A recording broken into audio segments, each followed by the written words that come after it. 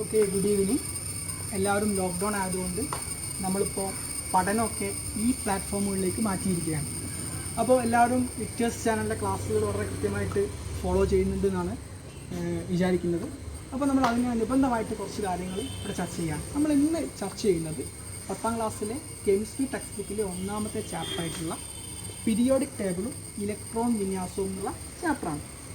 നമുക്കറിയാം, നമ്മൾ കഴിഞ്ഞ വർഷങ്ങളിൽ പ്രത്യേകിച്ച് 9ാം ക്ലാസ്സുകളിലൊക്കെ പഠിച്ചിട്ടുള്ള ചില ആശയങ്ങളുടെ തുടർച്ചയാണ് നമ്മൾ ഈ ചാപ്റ്ററിൽ എന്ത് ചെയ്യുന്നത് പഠിക്കാൻ പോകുന്നത്. നമ്മൾ കഴിഞ്ഞ വർഷം ആറ്റം മാതൃകയെ പറ്റി പഠിച്ചിട്ടുണ്ട്, പീരിയോഡിക് ടേബിളിനെ പറ്റി ചെറിയ കാര്യങ്ങൾ പഠിച്ചിട്ടുണ്ട്. അപ്പോൾ അതിൻ്റെ ഒരു കണ്ടിന്യൂഷൻ, തുടർച്ചയാണ് നമ്മൾ എന്ത് ചെയ്യുന്നത് ഈ വർഷം 10ാം ക്ലാസ്സിലെ ഒന്നാമത്തെ ചാപ്റ്ററിൽ നമ്മൾ എന്ത് ചെയ്യുന്നത് ചർച്ച ചെയ്യാൻ പോകുന്നത്. അതിലേക്ക് കഴിഞ്ഞ വർഷം പഠിച്ച കുറച്ച് കാര്യങ്ങൾ നമുക്ക് എന്ത് ചെയ്യേണ്ടതുണ്ട്, ഒന്ന് ഓർമ്മിച്ചെടുക്കേണ്ടതുണ്ട്. അതിലേക്ക് നമുക്ക് വരാം. അതിനു മുമ്പ് എന്താണ് പീരിയോഡിക് ടേബിളിൻ്റെ ആവശ്യം, എന്തിനാണ് നമ്മൾ ഈ പീരിയോഡിക് ടേബിൾ? നമുക്കറിയാം, കെമിസ്ട്രി പഠിക്കുന്ന കാലം തൊട്ട്, നിങ്ങൾ 8ാം ക്ലാസ്സിലൊക്കെ കെമിസ്ട്രി തുടങ്ങുന്ന, 5ലോ 7ലൊക്കെ കെമിസ്ട്രി തുടങ്ങുന്ന സമയത്ത് നിങ്ങൾക്കറിയാം, പീരിയോഡിക് ടേബിൾ നിങ്ങൾ സ്ഥിരമായിട്ട് കേൾക്കുന്നൊരു വേർഡാണ്. എന്തിനാണ് ഈ പീരിയോഡിക് ടേബിൾ? നമുക്ക് മൂലകങ്ങൾ വെറുതെ, നമുക്കറിയാം പീരിയോഡിക് ടേബിൾ എന്താണ്, മൂലകങ്ങൾ നമ്മൾ ശാസ്ത്രീയമായിട്ട് അടുക്കി വെച്ചിട്ടുണ്ട്. പക്ഷേ എന്തിനാണ് ഇങ്ങനെ മൂലകങ്ങൾ ശാസ്ത്രീയമായിട്ട് അടുക്കി വെക്കുന്നത്? നമുക്ക് വെറുതെ അങ്ങ് വെച്ചാൽ പോരെ, അങ്ങനെ പീരിയോഡിക് ടേബിളിൻ്റെ ആവശ്യമുള്ളൂ. ഒരു ഉദാഹരണം പറയാം. നമ്മളിപ്പോൾ ഒരു മെഡിക്കൽ ഷോപ്പിൽ ചെല്ലുന്നു, നമുക്ക് ഡോക്ടറുടെ കുറിപ്പടിയുണ്ട്, പ്രിസ്ക്രിപ്ഷൻ ഉണ്ട്. അപ്പോൾ നമ്മൾ എന്ത് ചെയ്യുന്നു, അത് കാണിക്കുന്ന ഉടനെ അവരെന്ത് ചെയ്യുന്നു, മരുന്നുകൾ നമുക്ക് എടുത്തു തരുന്നു. നമ്മൾ ഏത് പ്രിസ്ക്രിപ്ഷൻ കാണിച്ചു കൊടുത്താലും അവിടെയുള്ള മരുന്നുകളാണെങ്കിൽ അവരെന്ത് ചെയ്യും, വളരെ പെട്ടെന്ന് തന്നെ മരുന്നുകൾ നമുക്ക് എന്ത് ചെയ്യും, എടുത്തു തരും. ഇതെങ്ങനെ സാധ്യമാവുന്നത്? അവരുടെ മെഡിക്കൽ ഷോപ്പ് ചെയ്തു വെക്കുന്നത് മരുന്നുകളുടെ മെഡിസിൻസിന് അവരെന്ത് ചെയ്യും, ആൽഫബറ്റിക്കൽ ഓർഡറിലാണ് എന്ത് ചെയ്യുക, അക്ഷരമാല ക്രമത്തിൽ, ഇംഗ്ലീഷ് അക്ഷരമാല ക്രമത്തിൽ അവരെന്ത് ചെയ്യുക, അടുക്കി വെച്ചിട്ടുണ്ടാവുക. ഇതേപോലെ നമ്മൾ എന്ത് ചെയ്യുന്നു, കെമിസ്ട്രിയുടെ ഏറ്റവും ബേസുകളൊന്നായിട്ടുള്ളതാണ് പീരിയോഡിക് ടേബിൾ അല്ലെങ്കിൽ എലമെൻറ്റ്സ്. കെമിസ്ട്രിയുടെ എന്നുള്ളതല്ല, ഈ യൂണിവേഴ്സിൻ്റെ തന്നെ ബിൽഡിംഗ് ബ്ലോക്സ് ആണ്. നിർമ്മാണത്തിലെ ഏറ്റവും അടിസ്ഥാനമായ ഘടകങ്ങളാണെന്ത്, മൂലകങ്ങൾ അല്ലെങ്കിൽ എലമെൻറ്റ്സ് എന്ന് പറയുന്നത്. അപ്പോൾ നമുക്കറിയാം, നമുക്ക് ഇപ്പോൾ 130-ലധികം എലമെൻറ്റുകൾ, മൂലകങ്ങൾ നിലവിൽ നമ്മുടെ കയ്യിൽ നമുക്കറിയാവുന്നതാണ്. അപ്പോൾ ഇതിനെയൊക്കെ നമ്മൾ എന്ത് ചെയ്യുന്നു, ശാസ്ത്രീയമായിട്ടും സമഗ്രമായിട്ടും നമ്മൾ വർഗീകരിച്ച് വെച്ചിരിക്കുകയാണെങ്കിൽ പീരിയോഡിക് ടേബിളിൽ. അപ്പോൾ നമുക്ക് ശാസ്ത്രീയമായിട്ടും സമഗ്രമായിട്ടും വർഗീകരിച്ച് കഴിഞ്ഞാൽ മാത്രമേ നമുക്ക് എന്ത് ചെയ്യാൻ പറ്റുള്ളൂ, ഇതിനെക്കുറിച്ച് ഇതിൻ്റെ സവിശേഷതകൾ, ഗുണങ്ങൾ, മേന്മകൾ, നമ്മൾ ക്യാരക്ടറിസ്റ്റിക്സ് എന്ന് പറയുന്ന കുറിച്ച് പഠിക്കാൻ നമുക്ക് സാധ്യമാവുള്ളൂ. അതിനു വേണ്ടിയാണ് നമ്മൾ എന്ത് ചെയ്യുന്നത്, പീരിയോഡിക് ടേബിൾ എന്ന് പറഞ്ഞാൽ പീരിയോഡിക് ടേബിൾ ഉപയോഗിക്കുന്നത്. പീരിയോഡിക് ടേബിൾ കണ്ടുപിടിച്ചതിന് പിന്നിലൊക്കെ ഒരുപാട് കഥകളുണ്ട്, ചരിത്രങ്ങളുണ്ട്. നമുക്കത് പിന്നീട് ഒരിക്കൽ ഡിസ്കസ് ചെയ്യാം. ഈ ചാപ്റ്ററിൽ നമ്മൾ അതല്ല ചർച്ച ചെയ്യുന്നു. ഓക്കെ, ഇനി ഞാൻ 9ാം ക്ലാസ്സിൽ നിങ്ങൾ പഠിച്ചിട്ടുള്ള ചില വസ്തുതകളിലേക്ക് ഒന്ന് വരാം. 9ാം ക്ലാസ്സിൽ നിങ്ങൾ പഠിച്ചിട്ടുള്ള ഒന്നാണ് ആറ്റം മാതൃകകൾ. നിങ്ങൾ ഒരുപാട് ആറ്റം മാതൃകയെക്കുറിച്ച് 9ാം ക്ലാസ്സിൽ ചർച്ച ചെയ്തിട്ടുണ്ട്. നിങ്ങളൊന്ന് ഓർമ്മിച്ച് നോക്കിയാൽ എനിക്ക് ഓർമ്മ ഉണ്ടാവും. നമ്മൾ ജെ തോംസൻ്റെ പ്ലം പുഡിംഗ് മോഡൽ, നമ്മുടെ തണ്ണിമത്തൻ്റെ മാതൃകയിലുള്ള പ്ലം പുഡിംഗ് മോഡൽ പഠിച്ചിട്ടുണ്ട്. പ്ലം പുഡിംഗ് തൊട്ടിട്ട് നമ്മൾ എന്ത് ചെയ്തു, പിന്നെ റുദർഫോർഡിൻ്റെ ന്യൂക്ലിയർ മോഡൽ, നമ്മുടെ സോളാർ സിസ്റ്റമൊക്കെ ബന്ധപ്പെട്ട ന്യൂക്ലിയർ മോഡൽ നമ്മൾ പഠിച്ചിട്ടുണ്ട്. പിന്നെയാണ് നമ്മൾ സൗരയുധ മാതൃക നമ്മൾ പഠിച്ചിട്ടുള്ള. ഏറ്റവും അവസാനം നമ്മൾ പഠിച്ചിട്ടുള്ള ഏറ്റവും പ്രധാനപ്പെട്ട ഒരു മാതൃകയായിരുന്നു നീൽസ് ബോർ അവതരിപ്പിച്ചിട്ടുള്ള ബോർ ആറ്റം മാതൃക. എന്തൊക്കെയായിരുന്നു ബോർ ആറ്റം മാതൃകയിൽ നമ്മൾ പഠിച്ചിട്ടുള്ള കാര്യങ്ങൾ? നമുക്കൊന്ന് ഓർത്തെടുക്കാൻ പറ്റുമോ? കുറച്ച് പ്രയാസമായിരിക്കും അല്ലേ? കാരണം ഈ ടെക്സ്റ്റ് ബുക്കൊക്കെ നമ്മൾ 9 കഴിഞ്ഞ് 10ലേക്ക് ഒരു കൊറോണയുടെ സവിശേഷമായ ഒരു കാലഘട്ടം ആയതുകൊണ്ട് തന്നെ നമ്മൾ കാര്യമായിട്ട് വാർഷിക പരീക്ഷകളൊന്നും ഇല്ലാത്തതുകൊണ്ട് തന്നെ കാര്യമായിട്ട് ഓർമ്മകളും ഉണ്ടാവില്ല. ഞാൻ ഓർമ്മിപ്പിക്കാം ചെറിയ കാര്യങ്ങൾ. ഒന്ന്, നീൽസ് ബോറിൻ്റെ ആറ്റം മാതൃകയാണ് നമ്മളിപ്പോൾ അതിന് ചില മോഡിഫിക്കേഷൻസ് വരുത്തിയിട്ടാണ് നമ്മൾ എന്ത് ചെയ്യുന്നത്, ഈ ആധുനിക കാലത്ത് നമ്മൾ ഉപയോഗിച്ചുകൊണ്ടിരിക്കുന്നത്. അതാണ് നമ്മൾ കെമിസ്ട്രിയിലെ പ്രത്യേകിച്ച് എലമെൻറ്റ്സിനെ കുറിച്ച് പഠിക്കാൻ വേണ്ടി ഉപയോഗിക്കുന്ന ഏറ്റവും അടിസ്ഥാനമായ ഒരു മാതൃക എന്ന് പറഞ്ഞാൽ ബോർ ആറ്റം മാതൃകയാണ്, അല്ലെങ്കിൽ ബോർ ആറ്റം മോഡലാണ്. അതിൽ ബോർ പറഞ്ഞു വെക്കുന്ന ഏറ്റവും പ്രധാനപ്പെട്ട ഒരു പോയിന്റ് എന്ന് പറഞ്ഞാൽ, ആറ്റത്തിനൊരു സെൻറ്റർ ഉണ്ട്, ആറ്റത്തിനൊരു കേന്ദ്രമുണ്ട്. ആ കേന്ദ്രത്തിൽ ചുറ്റും എന്ത് ചെയ്യുന്നു, ഇലക്ട്രോണ് ചില ഓർബിറ്റലുകളിൽ എന്ത് ചെയ്യുന്നു, ആറ്റത്തിൻ്റെ ഈ ന്യൂക്ലിയസിന് ചുറ്റും കറങ്ങിക്കൊണ്ടിരിക്കുകയാണ്. അത് കൂടാതെ ആറ്റത്തിൻ്റെ ന്യൂക്ലിയസിനുള്ളിലാണ് പോസിറ്റീവ് ചാർജുള്ള പ്രോട്ടോൺ, ഒരു ചാർജും ഇല്ലാത്ത ന്യൂട്രോൺ, നിർവീര കണമായിട്ടുള്ള ന്യൂട്രോണും സ്ഥിതി ചെയ്യുന്നു. അപ്പോൾ നെഗറ്റീവ് ചാർജുള്ള ഇലക്ട്രോൺ എന്ത് ചെയ്യുന്നു, ഈ ന്യൂക്ലിയസിന് ചുറ്റും വൃത്താകൃതിയിൽ അല്ലെങ്കിൽ നമ്മുടെ ഓർബിറ്റൽ ഷേപ്പിൽ എന്ത് ചെയ്യുന്നു, കറങ്ങിക്കൊണ്ടിരിക്കുന്നു. ഇതാണ് നമ്മൾ പഠിച്ചിട്ടുള്ളത്. നമ്മളതിൽ ഓരോ ഊർജ്ജ നിലകളെക്കുറിച്ച് പഠിച്ചിട്ടുണ്ട്. ഇലക്ട്രോൺ സ്ഥിതി ചെയ്യുന്ന ഊർജ്ജ നിലകൾ അല്ലെങ്കിൽ ഷെല്ലുകൾ നമ്മൾ പറയും. അപ്പോൾ ഷെല്ലുകളെ കുറിച്ച് നമ്മൾ പഠിച്ചിട്ടുണ്ട്. എത്ര സ്ഥലം ഷെല്ലുകൾ ഉണ്ടായിരുന്നു? KLMN 4 തരം ഷെല്ലുകളെയാണ് നമ്മൾ എന്ത് ചെയ്യുന്നത് പഠിച്ചിട്ടുള്ളത്. 4 തരം ഷെല്ലുകൾ. നമുക്ക്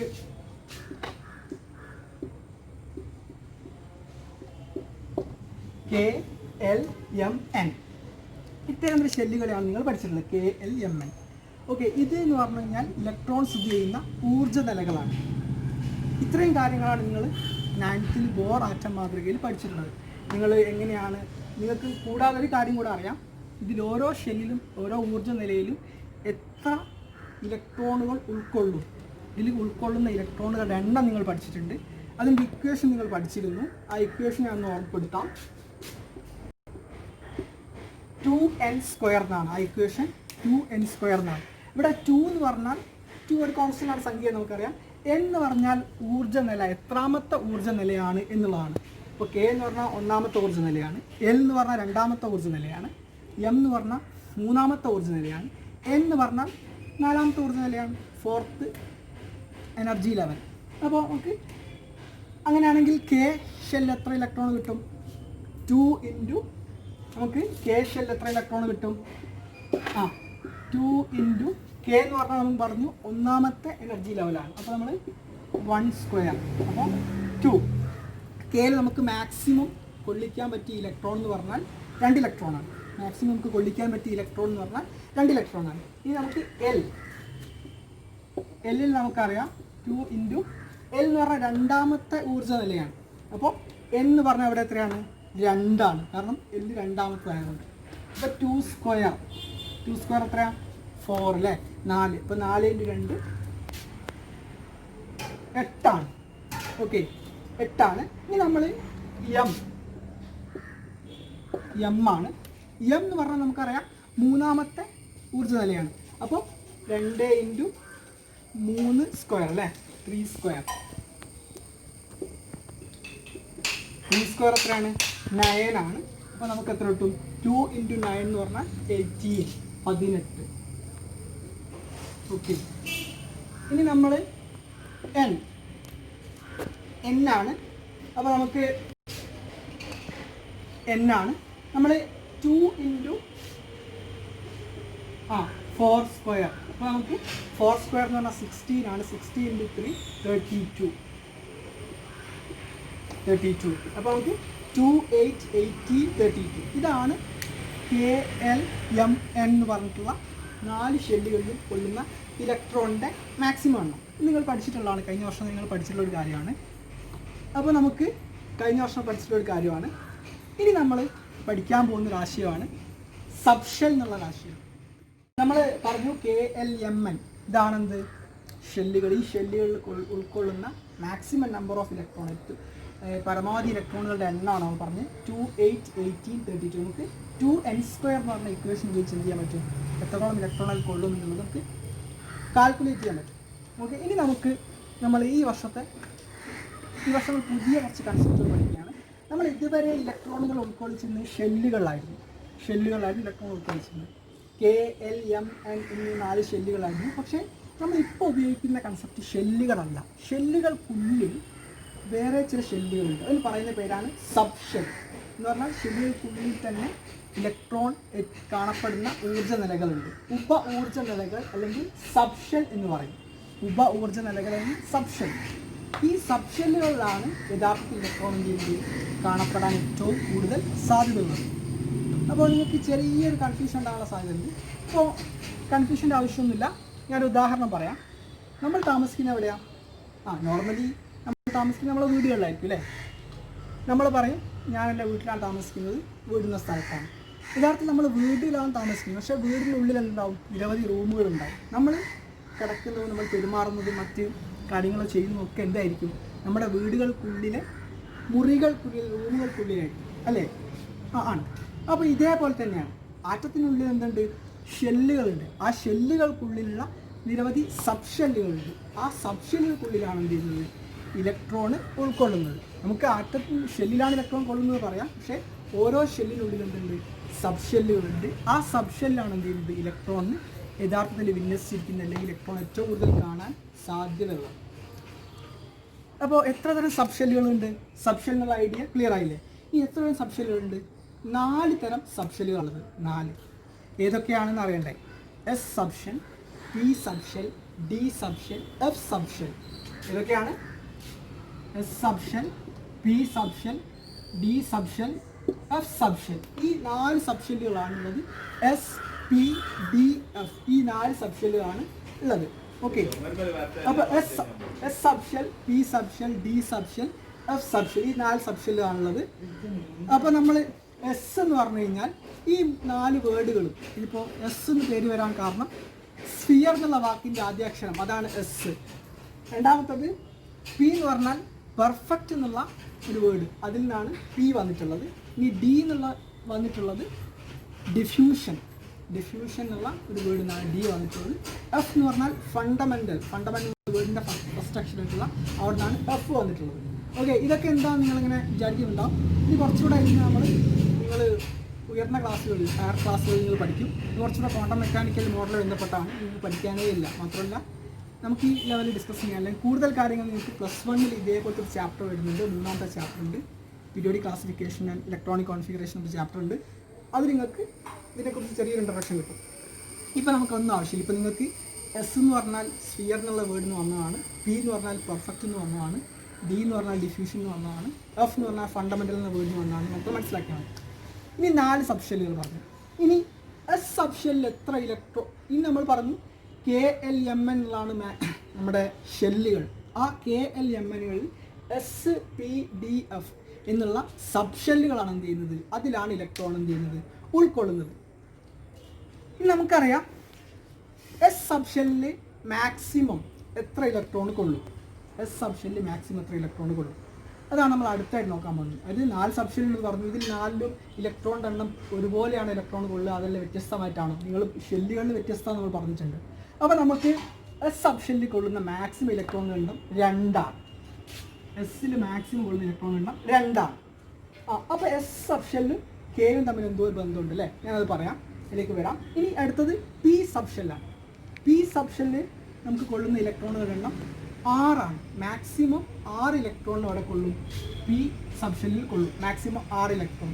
ഇനി നമുക്ക് ഡി സബ് ഷെല്ലുണ്ട്. തൊട്ടടുത്ത് ഡി ആണല്ലോ. ഡിയിൽ നമുക്ക് 10 ഇലക്ട്രോണിനെയാണ് മാക്സിമം നമുക്ക് കൊള്ളിക്കാൻ പറ്റുക, 10 ഇലക്ട്രോൺ. ഇനി എഫ് സബ് ഷെല്ലുണ്ട്. നമുക്ക് എഫ് നമുക്ക് കൊള്ളിക്കാൻ പറ്റുക 14 ഇലക്ട്രോണുകളെയാണ്. 14 ഇലക്ട്രോൺ. അപ്പോൾ 14 ഇലക്ട്രോണുകളെയാണ് നമുക്ക്. അപ്പോൾ നമ്മൾ പറഞ്ഞു സബ് ഷെല്ലുകൾ 4 ഉണ്ട്, എസ്, പി, ഡി, എഫ്. ഈ എസ്, പി, ഡി, എഫിൽ ഉൾക്കൊള്ളുന്ന ഇലക്ട്രോണുകളുടെ എണ്ണം വ്യത്യസ്തമാണ്. അതിനെപ്പറ്റി നമ്മൾ പറഞ്ഞു. ഇനി KLMN എന്നുള്ള മുഖ്യ ഷെല്ലും ഈ എസ് സബ് ഷെല്ലുകളും തമ്മിലുള്ള ബന്ധമാണ്. അതിലേക്ക് നമുക്ക് വരാം. നമ്മൾ ഞാനൊരു ബോക്സ് വരയ്ക്കുന്നുണ്ട് ഇവിടെ.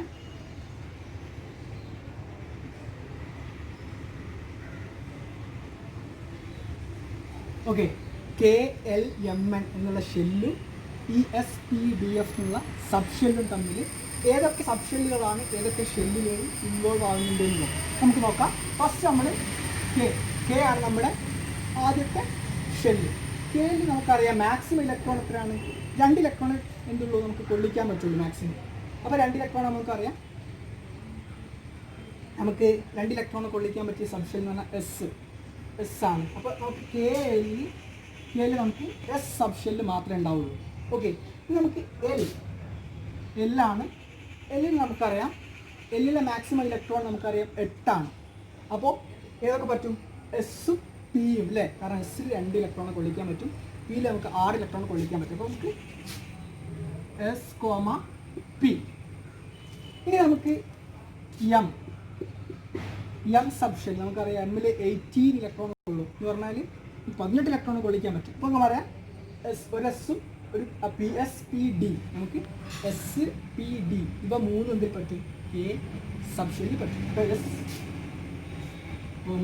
P, D. ഇനി നമുക്ക് N sub shell. N sub ഷെല്ലിൽ നമുക്ക് നമ്മൾ മനസ്സിലാക്കി നേരത്തെ 32 ഇലക്ട്രോൺ നമുക്ക് എന്ത് ചെയ്യാൻ പറ്റും? കൊള്ളിക്കാൻ പറ്റും. 32 ഇലക്ട്രോൺ. അപ്പോൾ നമുക്ക് S, P comma D comma F. കാരണം എന്താ?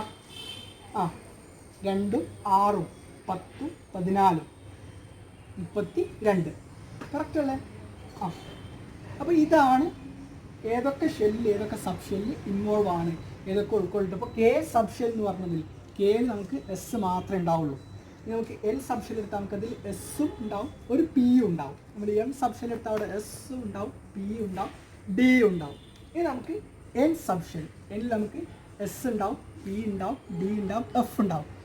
ഓക്കെ, ഇനി നമ്മുടെ ഈ സബ് ഷെല്ലുകളുടെ ആകൃതി എന്താണ്? ഇതിൻ്റെ ഷേപ്പുകളെ കുറിച്ച് നിങ്ങൾക്ക് അധികം പഠിക്കാനൊന്നുമില്ല.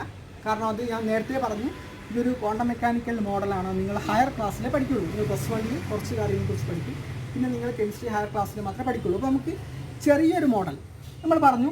എസ് എന്നുള്ള വേർഡ്, എസ് എന്നുള്ള ഫസ്റ്റ് ലെറ്റർ വന്നിട്ടുള്ള സ്ഫിയർ എന്നാണ്. അപ്പോൾ നമ്മൾ പൊതുവേ സ്ഫെറിക്കൽ ഷേപ്പാണ് നമ്മൾ എന്ത് ചെയ്യുക, എസ് സബ് ഷെല്ലിൽ നമ്മൾ സ്ഫെറിക്കൽ ഷേപ്പാണ്. എൻ്റെ കയ്യിലൊരു ബോൾ ഉണ്ട് അല്ലേ, നിങ്ങൾക്കൊക്കെ അറിയാം. നമ്മുടെ നോർമലി നമ്മൾ കളിക്കാൻ ഉപയോഗിക്കുന്ന നമ്മുടെ ഹാൻഡ് എക്സസൈസിന് ഉപയോഗിക്കുന്ന ഒരു ബോളാണ്. അപ്പോൾ ഇതിനൊരു സ്ഫെറിക്കൽ ഷേപ്പ് ഉണ്ട്. ഇതേപോലെ ഒരു സ്ഫെറിക്കൽ ഷേപ്പാണ് ആർക്ക്? എസ് സബ് ഷെല്ലിന് ഒരു സ്ഫെറിക്കൽ ഷേപ്പാണ്. അപ്പോൾ സ്ഫെറിക്കലിൻ്റെ ഫസ്റ്റ് ലെറ്റർ ആയിരുന്നു വന്നിരുന്നത്. ഇനി നമ്മൾ പറഞ്ഞു തൊട്ടടുത്ത സബ് ഷെല്ലാണ് പി ആണല്ലോ. പിയുടെ ഷേപ്പ് ഡംബൽ ഷേപ്പ് എന്ന് പറയും. ഡംബൽ ഷേപ്പ് ഏകദേശം ഒരു ഈ ഒരു ഷേപ്പ് ഡംബൽ എന്ന് പറഞ്ഞാൽ നമുക്ക് നമ്മുടെ 8ൻ്റെ ഷേപ്പാണ് എന്ന് വേണമെങ്കിൽ പറയാം. നമുക്ക് ഡംബൽ ഷേപ്പാണ്. അപ്പോൾ നമ്മൾ ഒരു ബലൂണിനൊക്കെ എടുത്തിട്ട് സെൻറ്ററിലൊരു ചരടിട്ട് കെട്ടിയാൽ ഏകദേശം നമുക്ക് ഡംബൽ ഷേപ്പ് കിട്ടും. കറക്റ്റ് കിട്ടിയില്ലെങ്കിൽ നമുക്കൊരു ഡംബൽ ഷേപ്പ് കിട്ടും. ഡംബൽ ഷേപ്പാണ്. ഇതാണ് പി ഓർബിറ്റലിൻ്റെ ഷേപ്പ്, ഡംബൽ ഷേപ്പാണ്. ഈ 2 ഷേപ്പുകൾ നിങ്ങളുടെ ടെക്സ്റ്റ് ബുക്കിൽ പറഞ്ഞിട്ടുണ്ട്, അതുകൊണ്ടാണ് ഞാൻ അവിടെ എടുത്ത് പറഞ്ഞിട്ടുള്ളത്. ഇനി നമുക്ക് F sub shell, D sub ഷെല്ലിൻ്റെ ഷേപ്പ് ഡംബൽ ഷേപ്പാണ്. കുറച്ച് കോംപ്ലിക്കേറ്റഡ് ആണ്. എഫിൻ്റെതും കുറച്ച് കോംപ്ലിക്കേറ്റഡ് ആണ്. 2 ഷേപ്പുകൾ ഞാൻ ടെക്സ്റ്റ് ബുക്ക് പറഞ്ഞിട്ടില്ല, അതുകൊണ്ട് അവിടെ 3D കഴിഞ്ഞിട്ട് നമുക്കറിയാം. 3D കഴിഞ്ഞിട്ടാണ് നമ്മൾ എന്ത് ചെയ്യുക, 4P. പിന്നെയാണ് നമ്മൾ എന്ത് ചെയ്യുന്നത്, 4P കഴിഞ്ഞാൽ നമ്മൾ 5S, 5P, 4F. അപ്പോൾ ഇങ്ങനെയാണ് നമ്മൾ എന്ത് ചെയ്യുക, ഊർജം ഇലക്ട്രോണിനെ, ഈ ഒരു സിമ്പിൾ നിങ്ങൾക്ക് അറിയാമല്ലോ, ലെസ് ദാൻ ഗ്രേറ്റർ ദാൻ എന്നുള്ള സിമ്പിളാണെന്ന് നിങ്ങൾക്കറിയാമല്ലോ. അങ്ങനെയാണ് നമ്മൾ എന്ത് ചെയ്യുക, എനർജിയെ ഈ സബ് ഷെല്ലുകളിൽ നമ്മൾ എന്ത് ചെയ്യുക, ഇലക്ട്രോണുകളെ ഫില്ല് ചെയ്യുന്നൊരു ഓർഡർ എന്ന് പറയുന്നത് ഈ ഒരു ഓർഡറാണ്. ഇത് ഓഫ് പ്രിൻസിപ്പിളാണ്. ഇത് കുറച്ചിങ്ങനെ നമുക്ക് ഒരു പിക്ചറൈസേഷൻ പോലെ വരയ്ക്കാം. നമ്മൾ ഇത് വരച്ച് കഴിഞ്ഞാൽ കുറച്ചൊരു നിങ്ങൾ ടെക്സ്റ്റ് ബുക്കിൽ വളരെ ഭംഗിയായിട്ടൊരു പിക്ചർ കൊടുത്തിട്ടുണ്ട്. നിങ്ങളത് ഒന്ന് ശ്രദ്ധിക്കുക. ഇത് ക്ലാസ് കേട്ടപ്പോൾ നിങ്ങൾ ടെക്സ്റ്റ് ബുക്കിൽ ആ പിക്ചർ കൊണ്ടൊന്ന് എടുത്ത് നോക്കിയാൽ നിങ്ങൾക്ക് എന്ത് ചെയ്യും, സംഗതി ക്ലിയർ ആവും. അപ്പോൾ ഇതാണ് സബ് ഷെല്ലുകളിൽ ഇലക്ട്രോണ് ഫില്ല് ചെയ്യുന്നതിൻ്റെ ക്രമം എന്ന് പറയുന്നത്. ഓക്കെ, ഇനി ഞാൻ ഇവിടെ ഒരു കാര്യം പറയാൻ വിട്ടുപോയിട്ടുണ്ട്. ആ കാര്യം എന്താണെന്ന് വെച്ച് കഴിഞ്ഞാൽ, സബ് ഷെല്ലുകൾ നിങ്ങൾക്കറിയാം 1S, 2S, 2P, 3S, 3P, 3D എന്നൊക്കെ കാണാൻ പറ്റും. അപ്പോൾ ഇതിൽ 1 ഇപ്പോൾ നമ്മൾ എങ്ങനെയാണ് സബ് ഷെല്ലിലുള്ള ഈ 1ഉം 2ഉം ഒക്കെ എന്താണ് റെപ്രസെൻറ്റ് ചെയ്യുന്നുള്ളൊരു കാര്യം ഞാൻ പറയാൻ വിട്ടുപോയിട്ടുണ്ട്. അപ്പോൾ ഞാനൊരു ഒന്നുകൂടെ എഴുതി നിങ്ങൾക്ക് എക്സ്പ്ലെയിൻ ചെയ്തു തരാം.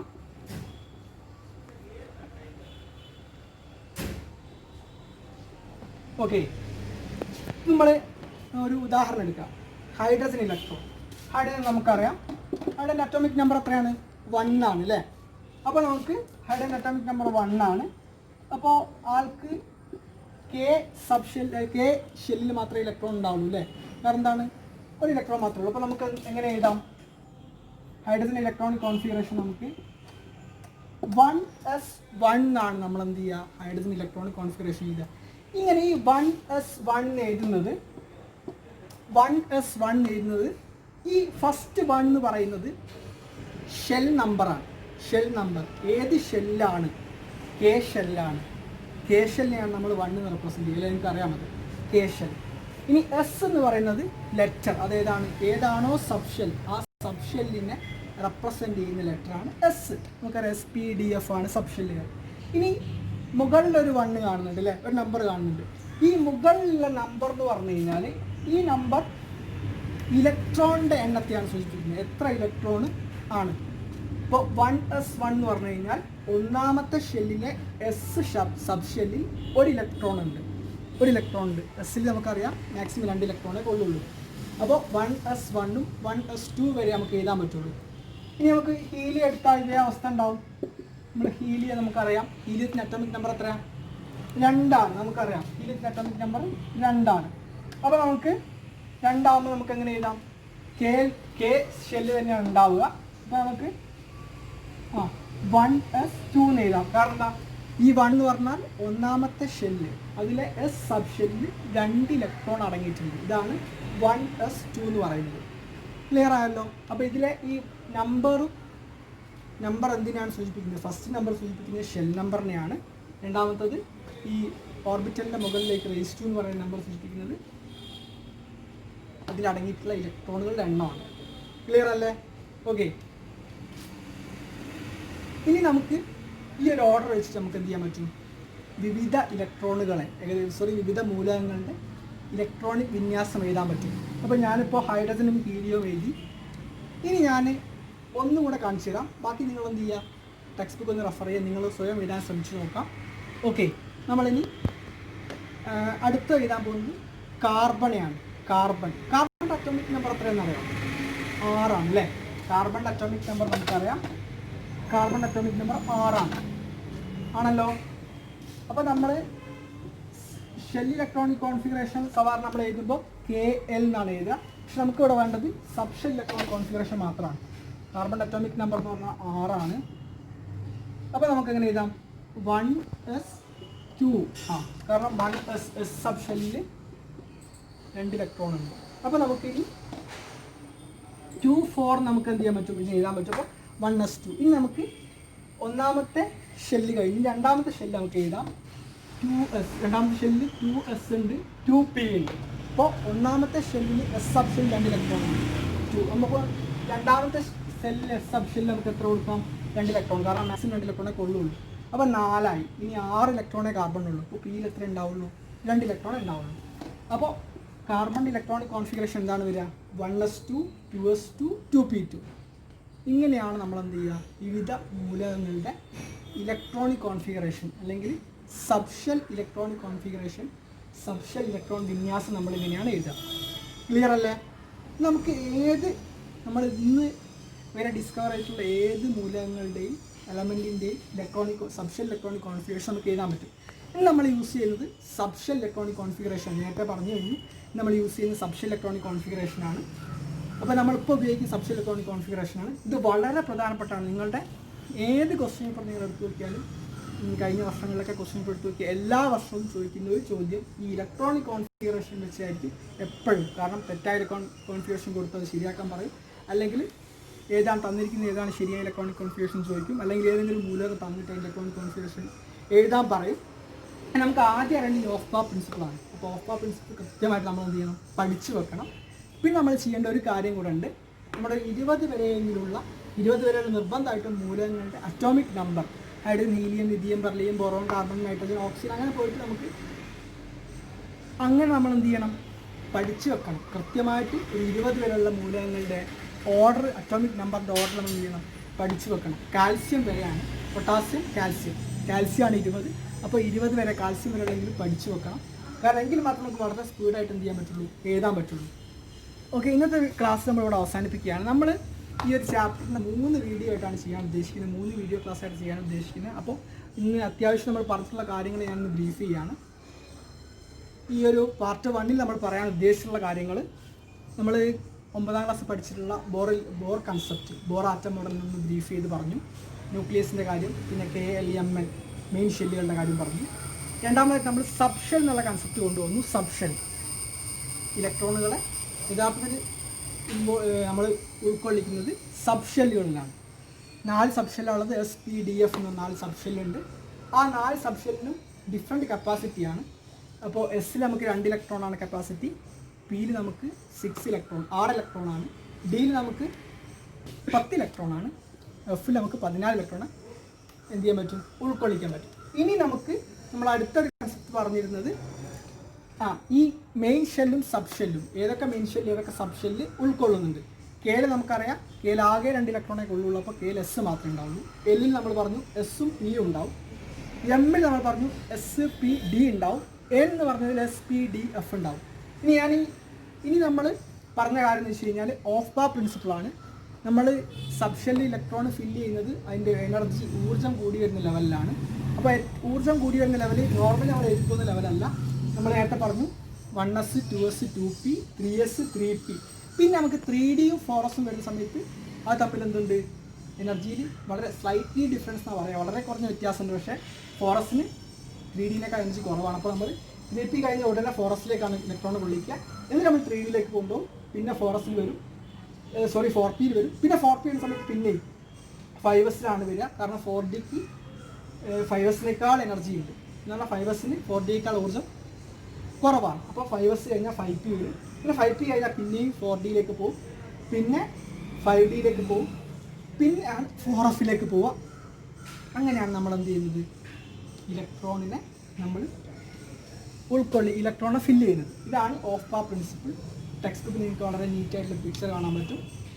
ഓക്കെ, അത് നമ്മൾ പറഞ്ഞു. പിന്നെ നമ്മൾ ഈ 1s1 അല്ലെങ്കിൽ 2s1 അല്ലെങ്കിൽ സബ്ഷെൽ ഇലക്ട്രോൺ കോൺഫിഗറേഷൻ എഴുതിയാൽ ഇതിലെ നമ്പർ സൂചിപ്പിക്കുന്നത് എന്തിനാണെന്ന് പറഞ്ഞിട്ടുണ്ട്. ഫസ്റ്റ് നമ്പർ സൂചിപ്പിക്കുന്നത് ഷെൽ നമ്പർ, പിന്നുള്ളത് സബ്ഷെൽ, അതിൻ്റെ മുകളിലുള്ള നമ്പർ എന്ന് പറഞ്ഞാൽ എത്ര ഇലക്ട്രോൺ അതിൽ ഉൾക്കൊള്ളിച്ചിട്ടുണ്ട്, എത്ര ഇലക്ട്രോൺ അതിലുണ്ട് എന്നുള്ളതാണ്. ഓക്കെ, ഇലക്ട്രോണിൻ്റെ നമ്പറാണ് രണ്ടാമത്തെ അക്കം. ക്ലിയർ അല്ലേ?